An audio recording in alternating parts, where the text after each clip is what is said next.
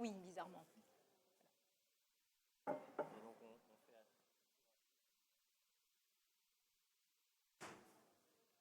Voilà.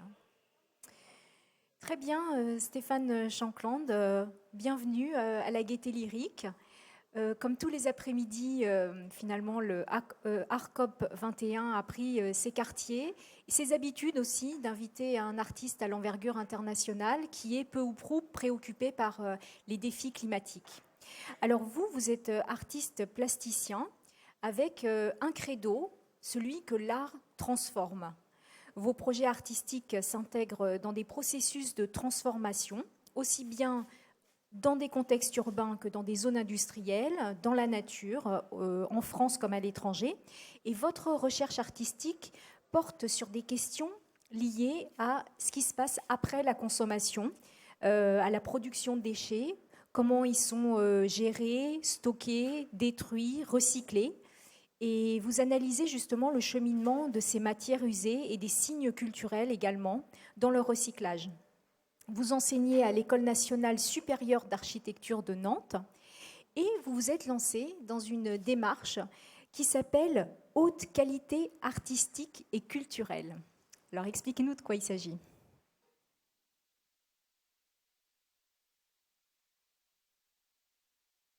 Merci pour cette invitation.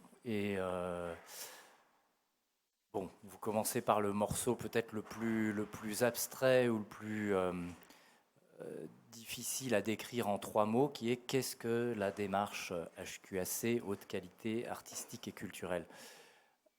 Peut-être de dire que c'est un cadre de travail. Moi j'en parle souvent en termes d'atelier. Le HQAC, la démarche HQAC, est une sorte d'atelier virtuel qui existe plutôt sous forme juridique, contractuelle, sous un ensemble de règles qui nous permettent de déclarer qu'un morceau du monde, qu'une situation, qu'un chantier est, pendant un certain temps, un laboratoire expérimental, un atelier. Et pourquoi est-ce qu'on a besoin d'une démarche HQAC pour faire ça? C'est parce que je ne travaille pas seul. Ça ne suffit pas à moi de me le dire à moi, ce morceau du monde est mon atelier. J'ai besoin d'avoir l'autorisation d'y accéder quand c'est un site de stockage de déchets nucléaires ou plus quotidiennement un chantier en pleine activité. Je ne peux pas tout simplement y aller et dire voilà, pendant 3 ans, ici c'est mon atelier. Ça donne lieu à une forme de contractualisation ou de conventionnement ou de mise en place d'accords, de partenariats, de règles du jeu entre moi, des gens qui travaillent avec moi, l'ensemble des acteurs d'une transformation urbaine, donc urbanistes, architectes, promoteurs, aménageurs, entreprises, tous ceux qui sont concernés directement par ce travail dans cette situation donnée. Et si on n'a pas quelque chose qui formalise le fait qu'on va déclarer cette partie du monde entre pleine transformation sera pendant un temps donné un lieu d'expérimentation artistique et culturelle, eh bien ça n'a tout simplement pas lieu, ou ça reste un concept, mais ça ne devient pas une réalité. Et donc la démarche HQAC, c'est l'outil qui permet de faire descendre dans le concret, dans le matériel, dans le travail, cette intention d'expérimentation artistique et culturelle. Donc voilà, en simple, c'est ça, et c'est effectivement une démarche que j'ai initiée en 2007 et qui n'avait pas vocation à rester quelque chose de simplement déclaratif, mais de trouver des terrains d'application, des terrains d'expérimentation. Et donc en 2007, on a choisi, avec un ensemble d'acteurs, de considérer que la ZAC du plateau, la zone d'aménagement concerté, en gros un territoire qui fait 12 hectares, qui est situé à Ivry-sur-Seine, donc en très proche banlieue parisienne, et qui allait rentrer en transformation urbaine pendant 10 ans, et bien que ce chantier-là, ce grand chantier, ou cette succession de chantiers, serait la matière première, la ressource, la situation dans laquelle on allait mettre en œuvre et éprouver ce que rend possible une démarche expérimentale comme celle-là. Alors, dans ce cadre, quelles sont les actions concrètes que vous avez pu mener? Alors, la première a été d'ordre peut-être un peu comme ça, intention, déclarer que, paradoxalement, un chantier, une mutation urbaine, est perçu généralement comme étant un problème, une nuisance, une longue série de crises. Alors ça, c'est le point de vue à la fois des acteurs des transformations urbaines, mais aussi des élus, des habitants, de beaucoup de gens qui à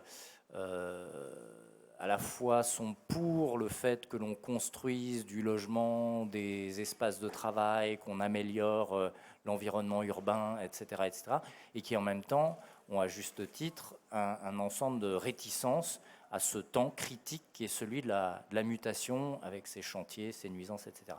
Ben, le premier acte a été de dire cette situation, cette durée est une ressource. Est une ressource pour notamment des gens qui sont dans des démarches artistiques, culturelles, expérimentales ou participatives. Et c'est une ressource à la fois d'un point de vue matériel. Pendant un certain temps, ce morceau de ville qui va rentrer en mutation va produire des nouveaux matériaux, va produire des nouveaux espaces, va produire du travail, de la ressource. Et ça, c'est typiquement ce que recherchent des gens qui sont dans des pratiques artistiques, de l'espace, de la matière, des gens avec qui travailler, initier des nouvelles choses, à un moment où on se pose à nouveau des questions.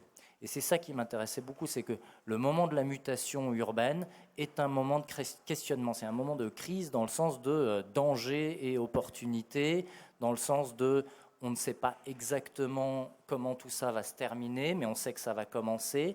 Et ça correspond assez précisément à la situation de l'atelier d'artistes où bon, on a des matériaux, on a des intentions, on a un espace, on a des outils, et puis on va se mettre au travail. Ben là, c'est de se dire, là, à une échelle, une autre échelle, qui est celle de la métropole ou d'un quartier ou d'un bâtiment qui va créer un certain nombre de changements réels, physiques dans le monde, c'est le bon moment pour greffer à cette transformation-là une réflexion expérimentale et un ensemble d'actions expérimentales. Donc ça, c'est le premier acte, c'est de dire le chantier n'est pas qu'une affaire technique, n'est pas qu'une affaire réservée aux professionnels de la transformation, c'est aussi une affaire pour tous ceux qui sont concernés par le monde en mutation de façon beaucoup plus globale. Voilà. Et ensuite, concrètement, c'est d'aller sur place, de comprendre réellement c'est quoi un chantier, qui c'est qui y travaille, dans quel ordre se passent les choses. Et pour moi, ça a été un temps de travail avec les entreprises de démolition, avec ceux qui viennent dépolluer les sols qui ont été pollués par une centaine d'années d'activité industrielle, avec les différentes entreprises qui viennent construire, mais aussi avec les habitants riverains, usagers de cette partie de la ville qui va rentrer dans une sorte d'état un peu particulier, mais aussi tous ceux qui sont dans des écoles d'architecture, des écoles d'art, qui ont dans leur sujet de recherche cette question de la ville, sa transformation et la place de la création dans ce type de situation-là.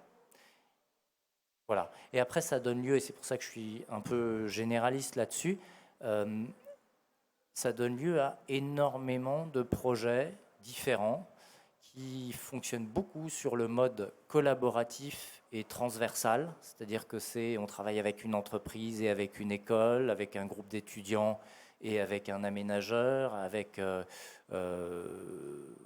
une série de personnes qui sont particulièrement motivées par la question du déchet et peut-être aussi la question de la création d'œuvres d'art dans l'espace public.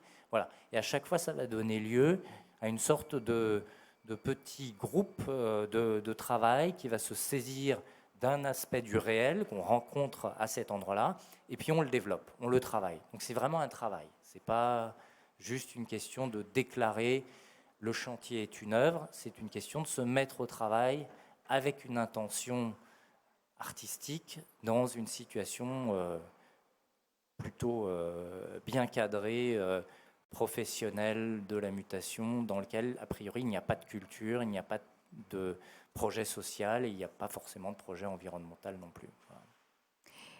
Alors précisément, on pourrait dire, Stéphane Shankland, que vous brouillez un petit peu les catégories mentales qui ont tendance à fixer les choses. C'est-à-dire vous proposez une vision de la ville non seulement dynamique, mais un petit peu comme une cellule vivante.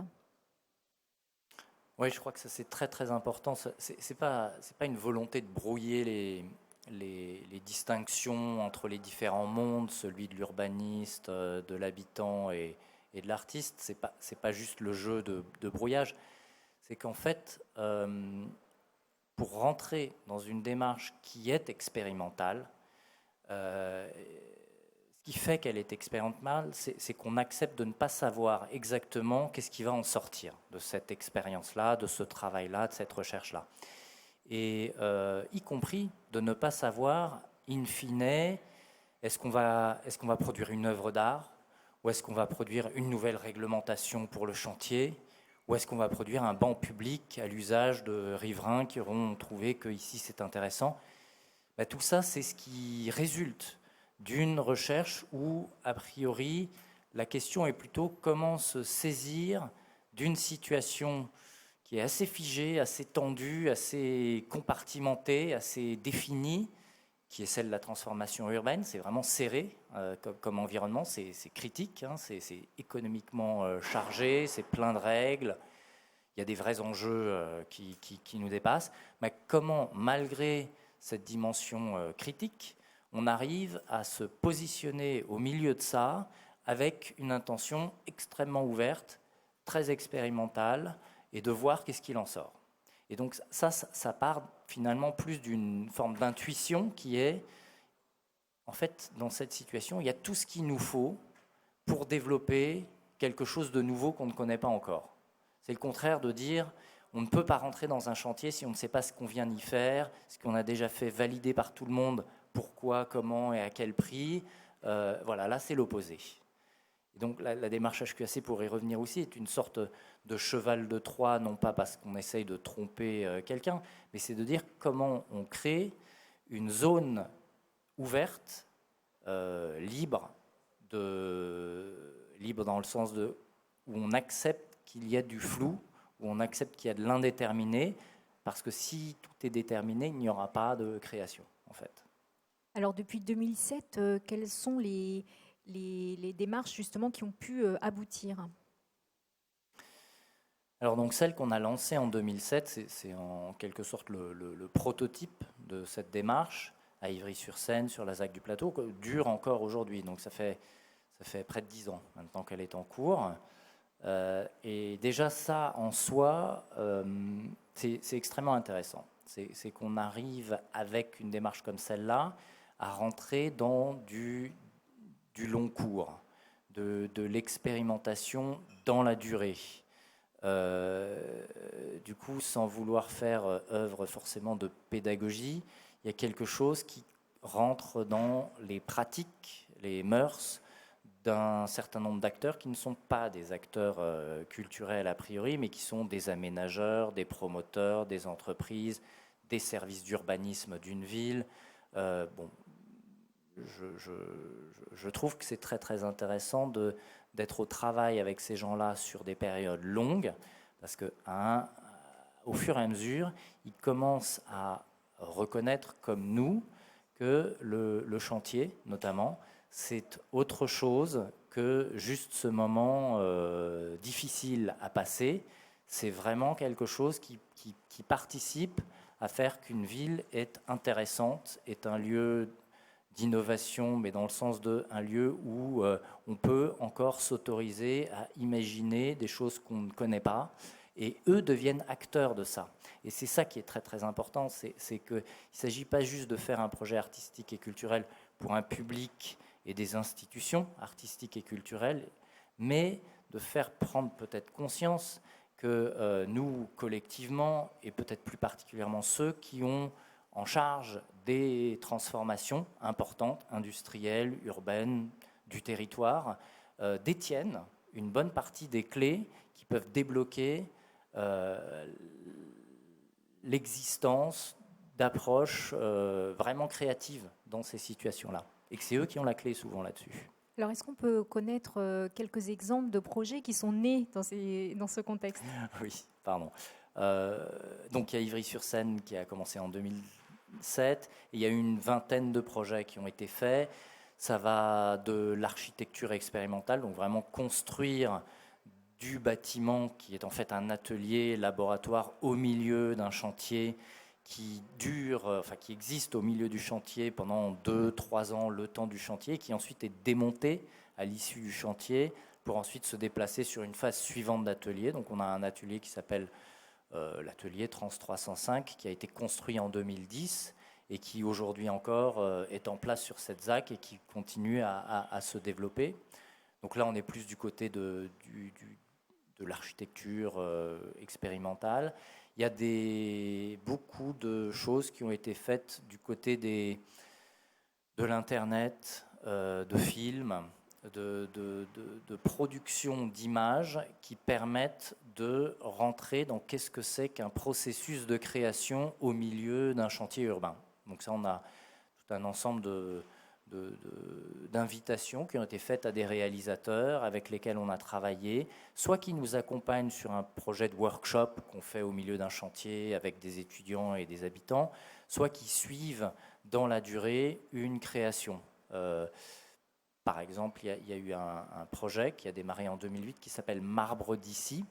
Et le marbre d'ici est en fait une nouvelle matière première locale qu'on a produit au milieu des chantiers en réutilisant les gravats issus des démolitions. Donc en 2010-2011, avec un atelier d'architecture Rome, on a développé un protocole qui mène du gravat à son concassage, réduction en poudre. Avant ça, il a été trié par catégorie, donc soit c'est des briques qui viennent de bâtiments en briques, soit du béton, soit de la pierre calcaire, réduit en poudre, et cette poudre est ensuite mélangée à un ciment et à de l'eau, et nouveau utilisée comme un béton recyclé et réinjecté dans la fabrication de nouveaux espaces publics sur le site même. Donc là, on est sur des circuits extrêmement courts, hein. Un béton qui est produit à plus de 50% avec de la matière première recyclée localement et qui est utilisé pour produire une nouvelle forme de ville en utilisant le patrimoine de ce qu'était ce quartier, son patrimoine matériel, par exemple. Donc Marbre d'ici est un projet qui aujourd'hui, on vient de livrer un espace public qui fait 250 mètres carrés et qui est fait avec ce béton Marbre d'ici. Donc on a une série de projets, ça c'est juste sur Ivry, qui vont de l'architecture à la création d'œuvres dans l'espace public ou carrément d'espace public, en passant par des choses plus temporaires comme des workshops ou des traces qui sont des traces éditoriales, documents imprimés. On édite un livre qui s'appelle L'art en chantier chez Archibooks qui va sortir là en décembre, ou des films qui sont visibles sur Internet. Et puis l'Internet joue un rôle vraiment important dans ces projets-là. C'est une façon de rendre visible ce que seulement certains d'entre nous pourront voir dans les faits, parce qu'on est au milieu d'un chantier, parce qu'on est dans un laboratoire, parce qu'on est sur des sites qui ne sont pas forcément tous accessibles au public. Donc, et c'est là que c'est un petit peu volontairement, c'est pas volontairement, mais pour coller à la réalité d'un chantier, tout n'est pas visible tout le temps, tout est beaucoup lié à des questions de temporalité. Et l'intention, c'est celle de dire, à travers une action artistique et culturelle, on crée plus de porosité entre ce qui se passe habituellement dans des bureaux ou derrière les palissades d'un chantier et le reste du monde. Et donc la pratique artistique, culturelle, et notamment ce qui nous permet de rendre manifeste, rendre visible, rendre plus poreux, rendre plus réel aussi cette mutation en cours. Donc peut-être juste, et pardon, ça c'est juste Ivry, et je pense que le mieux c'est peut-être de renvoyer à ce site internet qui est toujours là et où on peut voir pour le coup beaucoup d'images, trans305.org, le projet à Ivry de démarche HQAC s'appelle Trans305.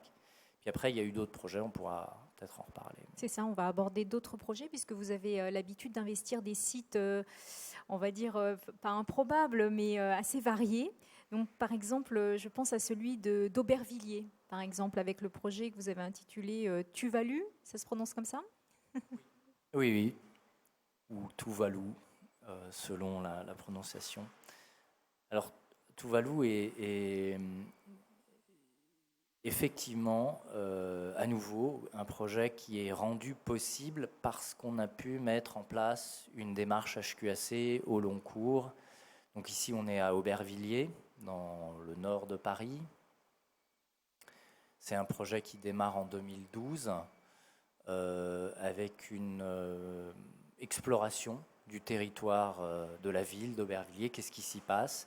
Et ce qui me marque assez fort et de façon assez évidente, c'est qu'à Aubervilliers, on peut faire l'expérience de ce que sont les flux qui traversent un quartier, une ville, une métropole.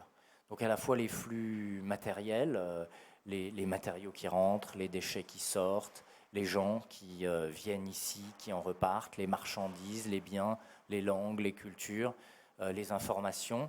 Voilà, de comprendre un territoire comme un territoire de flux. Et le choix qui a été fait, c'était de développer des projets, non pas comme on a pu le faire à Ivry, où on est vraiment implanté sur une zone spécifique et on suit les mutations de cette zone pendant 10 ans. Là, c'était plutôt de se dire, chaque année, on va choisir une situation dans laquelle on peut rendre manifeste, de façon comme ça un petit peu emblématique, ce que c'est qu'une approche, on l'a appelé comme ça, une approche esthétique du métabolisme urbain, c'est-à-dire comment rendre visible cette énorme sculpture qui est en train de se faire en permanence et qui est composée de ces matériaux qui rentrent, qui sortent, et de ces informations, de ces images qui nous donnent accès à ça. Et donc le dernier projet qu'on a fait, qu'on vient de terminer et de présenter, s'appelle Tuvalu. C'est à Marseille. Ah non, c'est Tuvalu, c'est Aubervilliers. Tuvalu, c'est Aubervilliers. C'est ça. Et alors, Tuvalu, donc une image ici de cette édition qu'on vient de sortir qui accompagne ce projet. Peut-être pour le résumer, ce nom Tuvalu va avec la notion de ici, ailleurs. Nous, on a construit une installation au milieu du centre-ville d'Aubervilliers, dans un chantier, une installation qu'on a appelée Tuvalu. Et c'est une installation qui est composée de 4 ingrédients concrets dans sa fabrication. Il y a d'une part des élantes. Alors les élantes, c'est ces plantes invasives qu'on rencontre à peu près sur toutes les friches industrielles, bordures de chantiers, etc., partout en Île-de-France. Plante invasive qui en fait vient des îles Moluques, ça se situe au milieu du Pacifique. C'est des plantes qui sont arrivées avec le début de la mondialisation des échanges, et notamment le commerce des épices, et qui, de façon involontaire ou plus ou moins volontaire, ont été ramenées au cours de ces voyages, et qui a été développé au XIXe siècle pour essayer de créer un nouveau commerce, celui de la soie, qui s'appelait la soie du pauvre, qui était faite à partir de vers qui se nourrissaient de cette plante, et qui ensuite a été laissée tomber. Mais ces plantes ont une capacité de résistance et de résilience, et donc se sont développées de façon anarchique sur l'ensemble de l'Europe.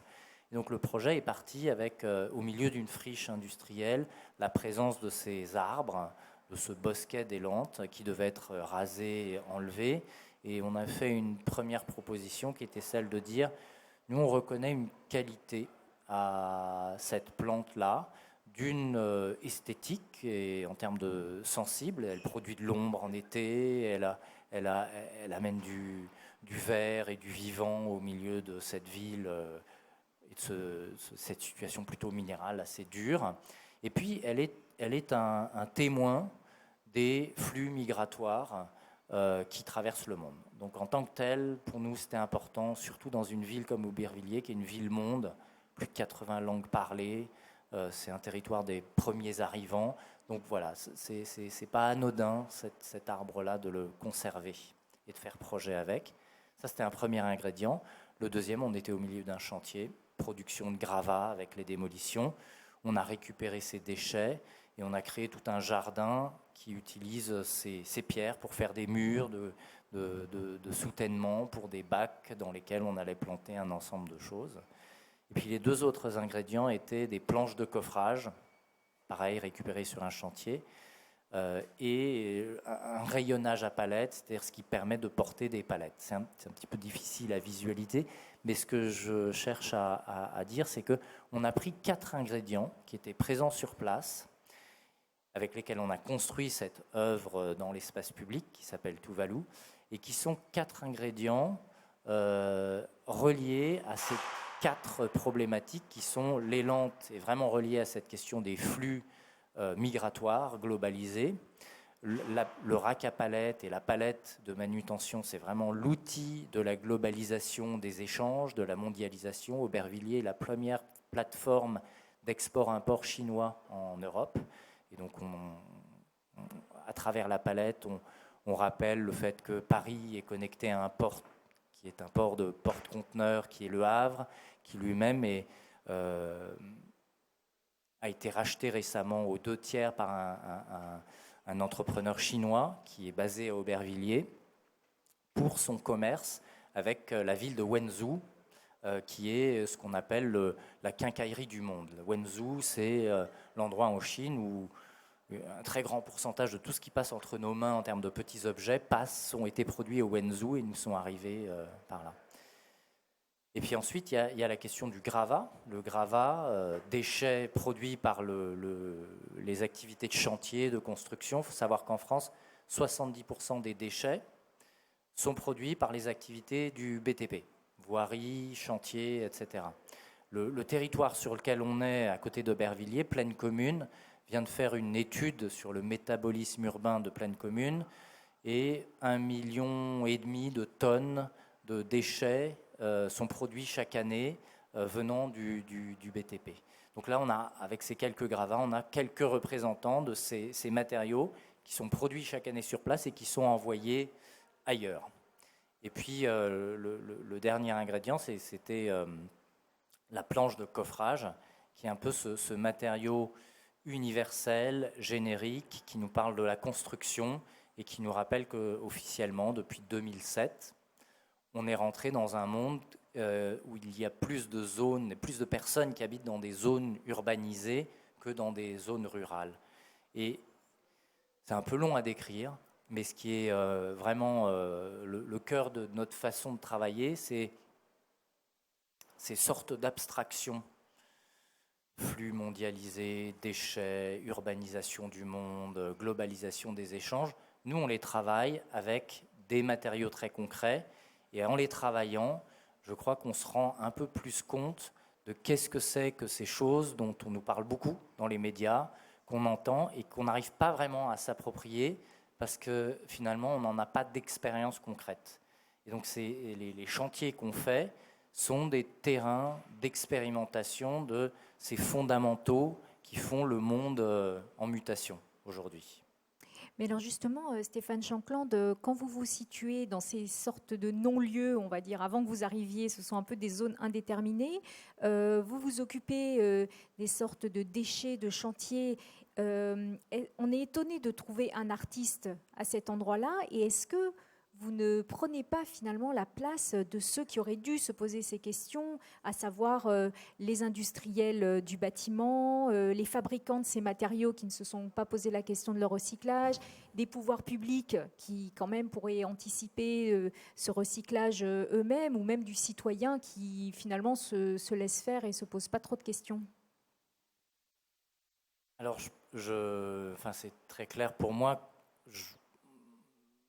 Il n'est pas question de se substituer à des gens qui ont pour mission, pour travail, euh, de, de faire des propositions à grande échelle qui peuvent changer quelque chose dans notre façon de construire, d'aménager, de recycler, etc. etc. Je ne pense pas que c'est la place de l'artiste de s'imaginer que c'est nous qui allons pouvoir dicter ces transformations-là. Et par contre, avant de pouvoir se dire il faudrait changer quelque chose dans le monde, il faut déjà se créer les conditions de cette prise de conscience. Il faut créer les conditions de cette expérience du monde en transformation. Il faut arriver à l'intégrer comme quelque chose qui n'est pas juste un sujet technique qui concerne des techniciens, mais que c'est un sujet qui fait partie de notre quotidien, de notre domaine d'expérience, de notre vécu, qui nous concerne, qui fait même partie de notre culture quelque part. Et culture, c'est pas qu'il faut artifier comme ça, faire rentrer forcément dans le centre d'art et le musée et la grande littérature ces sujets-là. C'est pas forcément ça l'objectif ou la finalité, mais c'est, je pense que l'activité artistique et le processus culturel est une forme de processus de digestion du monde. C'est une façon de faire rentrer en soi des choses qui sont à l'extérieur de soi, de les faire devenir notre propre matière psychique, physique, notre existence. Et à partir, et ça, je pense que placer un artiste dans cette espèce de non-lieu culturel, c'est vraiment le mettre en situation d'expérimentation. Il n'a plus ses repères de un artiste, ça sert à ceci ou cela. Ici, c'est reposer aussi la question, mais à quoi sert un artiste ou que fabrique l'artiste? S'il ne fabrique pas que des œuvres d'art, face au monde, il fabrique quoi? Ben, je pense qu'il fabrique, c'est pour en revenir à ce que vous disiez au début, il fabrique une sorte de transformation, c'est-à-dire qu'il digère le monde, il le digère à travers ce que moi j'appelle une expérience esthétique du monde. Le monde a une dimension esthétique, ça ne veut pas dire qu'il est beau, laid ou déjà une œuvre d'art ou pas, mais on peut l'aborder en tant que chose esthétique, c'est-à-dire qu'il y a une dimension sensible, je peux m'approprier le monde à travers sa dimension sensible sans forcément tout comprendre, je peux le vivre, et je me rends compte que je ne comprends pas le monde sans un ensemble de représentations, c'est-à-dire que des choses que j'ai déjà vécues ou des choses qui font partie de ma culture. Donc si je n'ai pas cette culture-là, je ne peux même pas regarder le monde. Donc c'est ça, c'est se positionner en tant qu'être sensible et être cultivé, si on peut dire, dans une situation a priori non artistique, non culturelle, brute, et qui pourtant est bien le monde.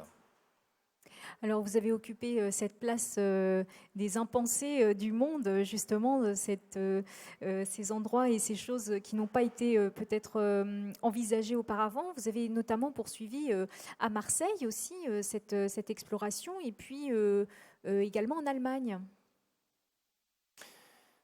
Oui, il y a eu beaucoup de projets différents. D'ailleurs, dans le cadre d'une démarche HQAC ou hors cadre de la démarche HQAC, parce que la démarche HQAC, c'est juste l'extension de cette intention. L'intention, c'est effectivement celle-là, c'est comment se placer dans le monde avec une intention expérimentale et en se disant le monde est en fait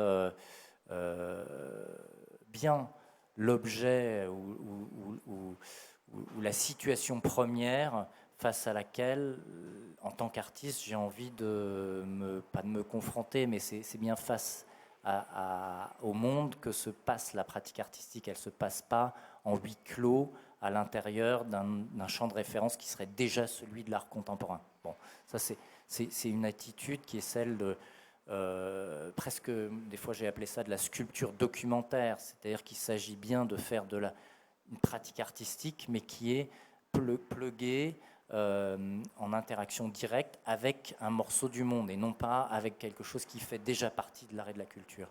Et donc il y a eu tout un ensemble de projets qui se sont faits avec cette intention-là. L'exemple que vous citiez à Marseille, on est dans le cadre d'un projet qui s'appelle Parc. Alors Parc, c'était pratique artistique, réalité complexe, PARC. Et là, c'était vraiment cette envie de faire un travail dans ce qui s'appelle une zone urbaine sensible, avec un programme en rue de l'agence de rénovation urbaine, donc une situation de mutation urbaine dans une zone socialement compliquée, même stigmatisée, avec que fabrique l'artiste quand on est face à la complexité d'une zone urbaine sensible. Est-ce qu'il est possible de répondre à ça simplement avec un geste artistique qui serait celui d'une œuvre d'art dans l'espace public, au sens un peu traditionnel d'une sculpture, ou est-ce que face à la complexité du réel, ça demande d'autres formes de stratégie artistique? Et donc là, c'est finalement plutôt ça qui a été décidé, de dire la complexité du monde demande une réponse artistique complexe. Et c'est peut-être un petit peu de long de rentrer dans le détail des choses, mais la décision qui a été faite avec les artistes et architectes allemands, berlinois avec qui j'ai choisi de travailler, nous nous sommes dit qu'il fallait faire un acte qui était celui d'habiter sur place pendant 1 mois, et pendant 1 mois conduire un ensemble d'expérimentations qui mettait en discussion les 101 propositions qu'on avait faites pour le quartier. Donc c'est le projet Parc parce que s'appelle 101 propositions pour un quartier en transformation. Et donc on en a testé une vingtaine à échelle 1 avec les habitants, avec des associations locales. Et le but du jeu était celui de dire, est-ce que nous, on peut mettre en place des prototypes de projets que d'autres pourront continuer après nous. Vous êtes parti dans des contrées plus reculées. Vous êtes parti notamment à Cuba pour un musée d'art contemporain. Oui. Ça, c'est le projet Maxan, musée d'art contemporain de San Agustín. San Agustín est une banlieue de la Havane. Et en fait, Cuba n'a pas de musée d'art contemporain. Ils ont un musée d'art moderne à l'intérieur duquel ils ont des œuvres contemporaines. Et plutôt que de passer par la case, après le musée d'art moderne, on va faire un musée d'art contemporain, comme le font toutes les autres grandes villes et pays civilisés à la fin du XXe siècle. On va peut-être sauter cette étape et passer directement à la proposition ou à la question que serait ou que pourrait être un musée du XXIe siècle, où il ne serait plus tellement question d'exposer des œuvres d'art produites par des artistes, mais de créer les conditions d'une exploration expérimentale, artistique et culturelle d'un monde en mutation, mais ici resserré d'un quartier de la Havane en pleine mutation. Alors à la fois en pleine mutation urbaine, mais aussi sociale, économique, politique. On connaît la situation à Cuba. Et donc le Maxan était une plateforme dans laquelle on utilise le mot musée d'art contemporain, mais dans laquelle il n'y a pas d'œuvre, pas de mur. C'est en fait une plateforme en béton au sol et au premier étage, un ancien bâtiment qui a été abandonné, qui était un bâtiment de crise en cas d'inondation, de pouvoir accueillir un ensemble de gens, mais le bâtiment n'a jamais été terminé pour des questions de crise économique. Et donc on a réutilisé cette espèce de carcasse, cette ruine contemporaine, en disant elle constitue en soi un potentiel pour un ensemble de pratiques réellement présentes à Cuba. Il y a énormément de gens qui se posent des questions tout à fait contemporaines sur c'est quoi le monde dans lequel nous vivons aujourd'hui. Et l'idée était de dire, voilà, en tant qu'œuvre, nous proposons de créer ce musée pour le 21e siècle ici.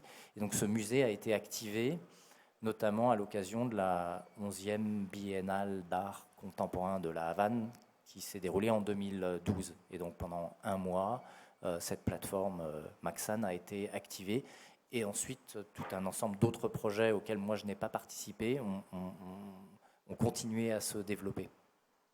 Alors, on voit que vous avez fréquenté donc des zones étonnantes. Vous êtes au milieu des gravats des chantiers. Vous avez également été dans d'anciens abattoirs, dans des zones d'incinération. Donc, vous avez beaucoup réfléchi à cette question du recyclage des déchets, même si ce n'était pas le but unique. On le comprend bien. Ça s'inscrit vraiment dans un ensemble complexe. Mais on peut se demander, vous avez travaillé sur la question des déchets nucléaires qui précisément ne se recyclent pas. Et est-ce que vous n'avez pas un petit risque de, entre guillemets, de récupération, d'instrumentalisation de l'artiste pour faire passer la pilule? Alors cette question de la récupération et de l'instrumentalisation euh, sont, je veux dire, au cœur de l'ensemble des projets que je peux conduire. À partir du moment où on sort de son atelier, où on ne travaille plus dans des institutions culturelles et dans un milieu qui serait celui de l'art ou de l'art contemporain, on sort de la pureté. On n'est plus dans une sphère purement artistique, à l'intérieur de laquelle on peut faire tout ce qu'on veut, dire tout ce qu'on veut, etc. On n'est jamais hors sujet quelque part. On n'est jamais en dehors de son statut reconnu d'artiste. À partir du moment où on met un pied dans le chantier, on a un pied dans la boue, on a un pied chez un promoteur immobilier, on a un pied chez un démolisseur qui démolit des habitations existantes, on est chez un aménageur, on est chez une ville qui a des élus, donc dans un parti politique peut-être même, on est dans des intérêts privés qui ne sont pas des intérêts soi-disant détachés de toute spéculation, tout intérêt personnel, etc., qu'on prête au monde de l'art. Et donc on est dans le monde, et donc on est dans ce système complexe où finalement il n'y a pas de réponse simple et toute faite, et c'est une question de positionnement. Et alors que ce soit les déchets nucléaires ou l'immobilier ou le déchet en général ou la mutation du territoire ou faire un projet à Cuba, se pose toujours la question à quel titre, avec quelle intention et dans quelle attitude je me retrouve là. Et bon, ce n'est pas une règle parce que ça ne fonctionne pas sous forme de règle, mais l'attitude que j'ai adoptée, c'est vraiment celle de dire, avec cette notion de sculpture documentaire, il ne s'agit pas de prendre parti. Donc j'ai une posture qui n'est pas celle d'un artiste militant. Je ne prends pas parti pour ou contre un groupe, contre un autre. Et j'ai vraiment plus ce souci de est-ce qu'on est en capacité de regarder qu'est-ce que c'est que le monde en mutation aujourd'hui. Qu'on soit pour ou contre les déchets nucléaires, est-ce qu'on sait, est-ce qu'on en a vu, est-ce qu'on en a rencontré, est-ce qu'on voit de quoi on parle, en avons-nous fait l'expérience? Une fois qu'on en a fait l'expérience, à titre personnel, moi, d'autres, on pourra chacun se positionner, conduire des actions pour, contre, etc. Mais déjà, est-ce qu'on arrive à faire l'expérience esthétique du réel? Et ça, c'était très fort, notamment par rapport à ce projet où pour le résumer très simplement, le commissariat à l'énergie atomique m'avait demandé de réaliser une sculpture, par exemple à l'entrée d'un de leurs sites. Il y a de très très nombreux sites du CEA en France, donc une sculpture. dans l'espace public. Et moi, je leur avais dit que j'avais un problème avec cette notion de faire une sculpture à l'entrée d'un centre de recherche pour les déchets nucléaires, pour deux raisons. Une, c'est que finalement, j'avais quitté un peu cette pratique artistique de production de sculptures qu'on pouvait juste placer quelque part, pour m'intéresser de plus en plus à des questions de processus artistique. Et deux, c'est que je ne savais pas qu'est-ce que c'était qu'un déchet nucléaire. Et donc, je ne pouvais pas faire une sculpture pour un site de déchets nucléaires sans savoir ce que c'était. Et donc, la négociation a commencé à cet endroit-là. Et la commande, au lieu d'être celle d'une sculpture sur un rond-point à l'entrée d'un site, est devenue une résidence de 6 mois sur un ensemble de sites où étaient stockés, traités, recyclés, entreposés des déchets nucléaires, avec une carte blanche qui était celle d'avoir l'autorisation d'accéder à l'ensemble de ces sites-là et de pouvoir choisir avec quel expert scientifique pouvoir faire cette visite de façon, et c'était ça où se situait l'œuvre, à ce que je puisse faire l'expérience esthétique de qu'est-ce que c'était, sensible, hein, pour faire simple, de qu'est-ce que c'était que ce réel dont on parlait. Et après sont venus d'autres projets, mais voilà. Stéphane Shankland, on peut constater que la voie que vous avez choisie demande des talents de diplomate hors pair. Et donc, est-ce que vous qualifiez votre art de politique, finalement? Alors, je ne suis pas un expert en politique, mais si politique veut dire cette capacité à être en interaction avec un ensemble d'autres personnes dans un espace qui est celui un espace qu'on va appeler public, mais dans le sens du public domain. Donc c'est pas juste l'espace public physique, mais c'est on va rentrer en interaction avec un ensemble de personnes, non pas pour devenir un spécialiste de leur discipline, mais pour amener leur discipline ou leur sujet dans un espace public.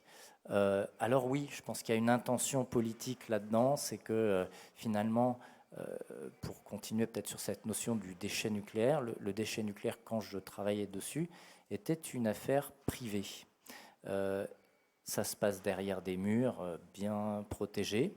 Le public n'a pas accès à ça.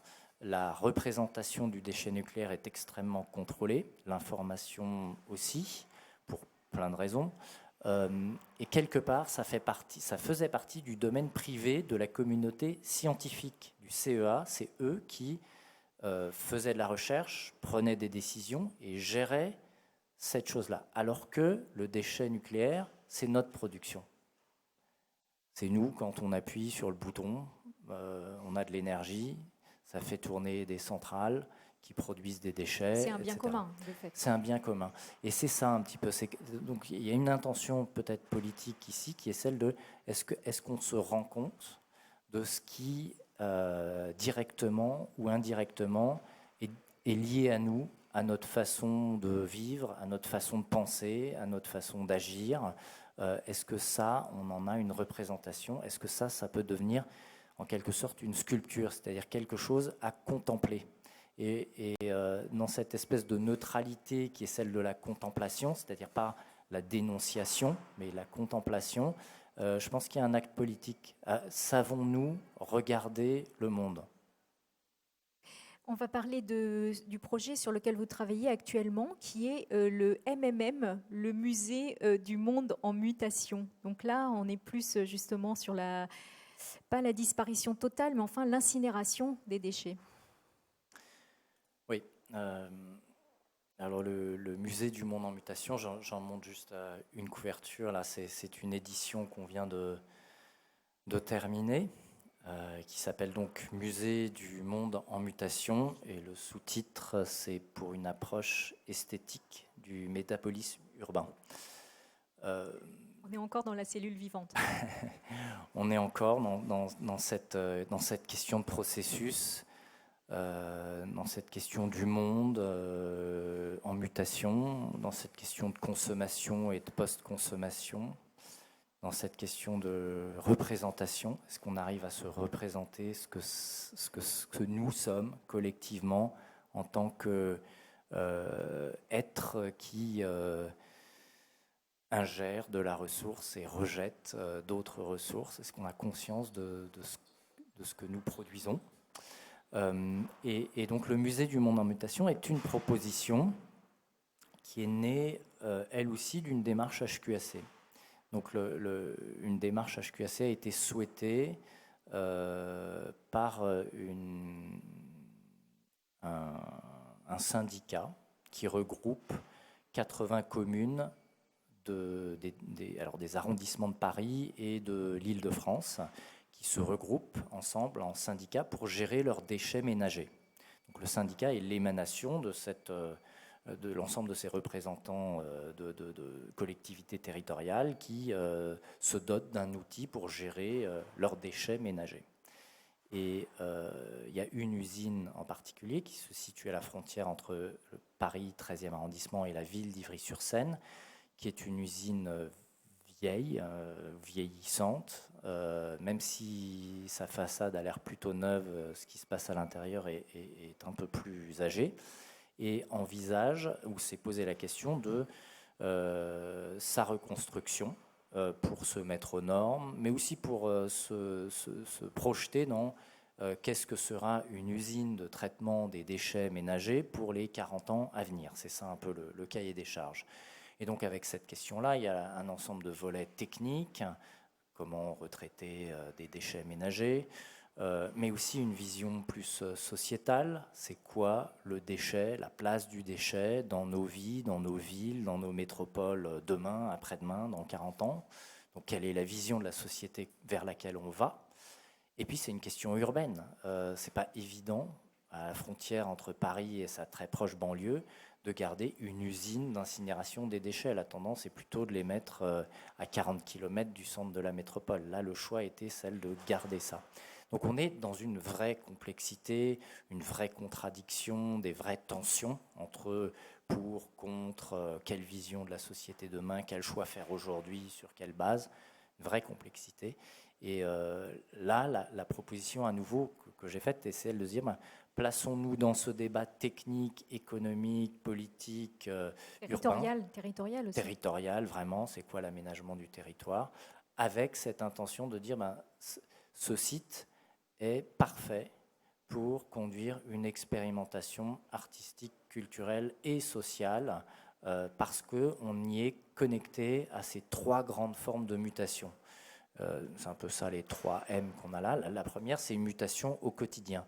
Les déchets ménagers d'1,5 million d'habitants qui sont traités tous les jours sont traités, nos déchets, à nous, 1,5 million habitants. Et ça, cette mutation a lieu au quotidien et ne s'arrête jamais. Même pendant les chantiers de construction, ça va continuer, ce qui fait le chantier complexe. Le deuxième niveau de mutation, c'est la mutation de cette usine elle-même. Donc c'est un grand chantier qui va durer 10 ans. Avec tous les enjeux de quelle usine, demain, architecturalement, techniquement, économiquement, voilà, tous ces enjeux de la mutation d'un bâtiment, d'une industrie. Puis un troisième niveau de mutation, c'est qu'on n'est pas au milieu de nulle part, on est précisément dans un nœud qui est le nœud de tous les flux de la métropole, entre la Seine, les voies de chemin de fer, le périphérique, l'autoroute, une zone en pleine mutation avec les immeubles de grande hauteur de Jean Nouvel qui vont être construits, etc., etc. Et donc, qu'est-ce que c'est que de se placer dans cette métropole en mutation à cet endroit-là? Donc ça, le constat a été celui-là. On est au cœur, au croisement de ces 3 niveaux de mutation. Tout est là, la ressource est là, tous les enjeux sont là, tous les pièges sont là. Et bien, c'est parfait. C'est ici qu'il faut faire un musée qui serait le musée du monde en mutation. Et donc ce qui a été négocié, c'est que je conduirai pendant 3 ans une recherche autour de qu'est-ce que pourrait être ce musée du monde en mutation demain, ici.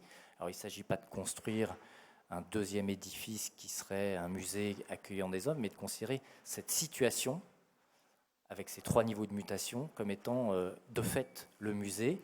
Et le musée existe à travers un ensemble de projets que nous metterions en place avec écoles, universités, habitants, artistes, architectes, etc. Et donc ce musée du monde en mutation existe à travers l'ensemble des actions qu'on va y conduire au cours des 10 années à venir.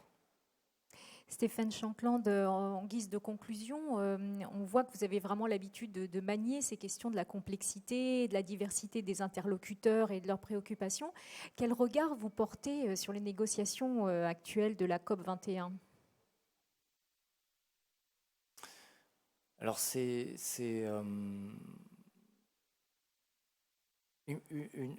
avant la COP, mais déjà il y a longtemps, j'ai été confronté à ma propre incapacité à me représenter une tonne de CO2. C'est quoi une tonne de CO2 ? C'est quoi la couche d'ozone ? C'est quoi ce 1,5 million tonnes de déchets qui sont produits chaque année par le territoire de Plaine Commune? C'est quoi bref, un déficit d'expérience. C'est-à-dire que les informations m'arrivent, je comprends bien, on est dans le big data, dans le sens de les très gros chiffres, les très grandes échelles, des échelles qui correspondent à l'échelle du monde, et en même temps, à la fois, c'est bien réel, c'est dramatique, tous les signaux sont ceux-là, c'est ça les informations, et en même temps, en termes d'expérience, rien. Il y a une espèce de... Je n'arrive pas à faire l'expérience de ces 2 degrés. Les fameux 2 degrés restent dans une incroyable virtualité tout en étant profondément dramatique. Et c'est face un petit peu à ce risque que moi je vis, qui est comment faire, par quel bout prendre les choses pour que ces 2 degrés deviennent une réalité dans mon vécu, dans ce que je peux éprouver, et qui du coup peut faire partie de mes représentations, peut motiver mes actions, peut faire qu'il y ait un début d'engagement. S'il n'y a pas l'expérience de quelque chose qui me permet d'incorporer ça, il n'y a rien. C'est la place de l'artiste, justement, de combler le fait que nous soyons du bon côté du monde, qui n'a pas à subir ça tous les jours, précisément. Oui, je crois que c'est le rôle de l'artiste, peut-être, en tous les cas, un de ses rôles, un rôle qui m'intéresse, qui est comment est-ce que le monde, y compris dans sa partie la plus virtuelle, c'est-à-dire qu'est-ce qu'il sera dans 50 ans ou dans 30 ans, comment le faire rentrer dans ce qui relève de mon expérience et du coup, ma vie, mon domaine d'action, un endroit où je peux me positionner. C'est très très difficile, je trouve, de se positionner par rapport à de l'information.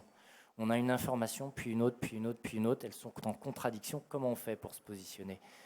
Quand on commence à intégrer les choses d'un point de vue de vécu, à les éprouver, le positionnement devient beaucoup plus intuitif et beaucoup plus durable. Et je crois que c'est face au flot extrêmement puissant, mais vraiment éphémère, de l'information et de la médiatisation des choses, on ne peut opposer que la durabilité d'une intuition, d'une expérience et d'une implication. Et l'artiste se situe, je pense qu'il n'y a pas de pratique artistique sans une forme d'engagement au long cours, au long terme. Et en cela, ça a quelque chose d'intéressant, cette qualité humaine que met en œuvre l'artiste, qui est l'engagement de toute une existence par rapport à quelque chose qui est intuitif. Stéphane Shankland, je vous remercie beaucoup pour cet entretien. Merci.